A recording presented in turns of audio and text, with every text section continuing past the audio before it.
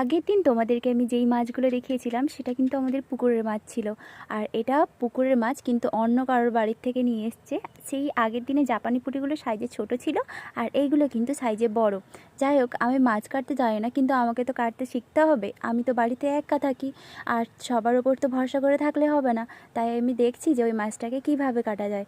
তাই দেখে প্ল্যান করে ক্যামেরায় রেডি হয়ে গেলাম যে কাটবো। ব্যাস, হাতটা কেটেই বসলাম। তারপর মা রাগ টাগ করে মাই বসে পড়লো মাছ কাটতে।